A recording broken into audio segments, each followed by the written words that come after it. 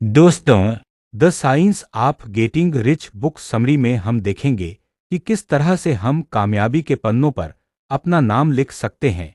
यह किताब 1910 में लिखी गई थी और हमें बताती है कि किस तरह भगवान अमीर बनने में हमारी मदद करता है और किस तरह हम खुद को उसकी मदद के काबिल बना सकते हैं।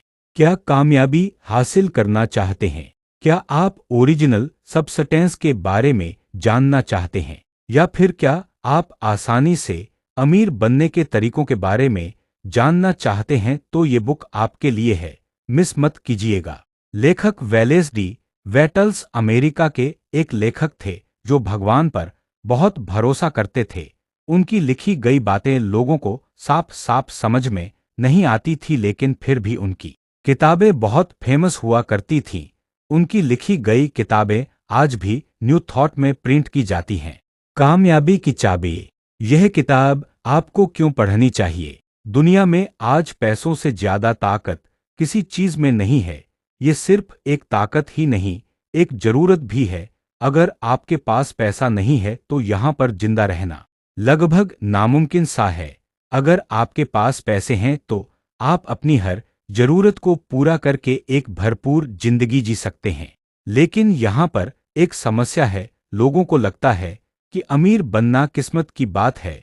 उनका मानना है कि इसके लिए उनके पास बहुत हुनर होना चाहिए या फिर एक अमीर बाप होना चाहिए। यह किताब ऐसे लोगों को एक सही रास्ता दिखाने का काम करती है। हर कोई अमीर बन सकता है क्योंकि भगवान ने हम सभी के लिए अनंत साधन बनाए हैं। हमें सिर्फ उसका इस्तेमाल करना आना चाहिए। यह किताब आपको बताती है कि किस तरह आप भी अपने सपनों को हकीकत में बदल सकते हैं और एक अच्छी जिंदगी जी सकते हैं। किस तरह सभी लोग अमीर बन सकते हैं। भगवान क्यों चाहता है कि आप अमीर बने? अपने काम पर भरोसा करना क्यों जरूरी है? आपको जो कुछ भी चाहिए उसका एक इमेज अपने दिमाग में बैठा लीजिए।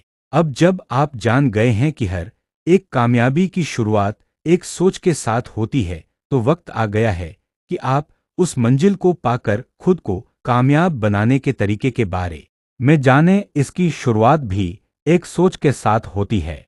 सबसे पहले आपको जो कुछ भी चाहिए उसका इमेज अपने दिमाग में अच्छे से बना लीजिए। अगर आप एक बड़ी सी गाड़ी खरीदना चाहते हैं तो यह सोचिए कि वो गाड़ी कौन सी है, उसमें कितने लोग बैठ सकते हैं, और उसे खरीदने के बाद आप सबसे पहले कहाँ घूमने जाएंगे। इसका इमेज आप जितना अच्छा बनाएंगे उतना ही बेहतर होगा।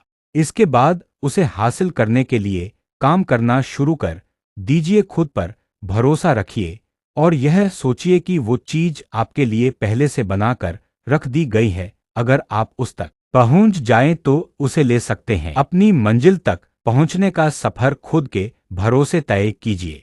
आप किसी के पास अपना काम मत लेकर जाइए और ना ही किसी के भरोसे रहिए। आप अपना सफर खुद के दम पर तय कीजिए। सिर्फ आपको पता है कि आपके लिए क्या अच्छा है। दूसरे आपकी बात को अच्छे से नहीं समझ सकेंगे, इसलिए बेहतर है कि आप किसी से उम्मीद ना करें। इसके अलावा उन लोगों से दूर रहिए जो कहते हैं कि आप नहीं कर सकते। अगर कोई आपसे कहता है कि यह काम असंभव है तो वो काम उन लोगों के लिए असंभव होगा, आपके लिए नहीं। जब तक आपको आपकी मंजिल ना मिल जाए तब तक आप अपने दिमाग में उसका इमेज लेकर घूमते रहिए। अमीर घर में पैदा हुआ है या फिर उसके अंदर कोई हुनर है?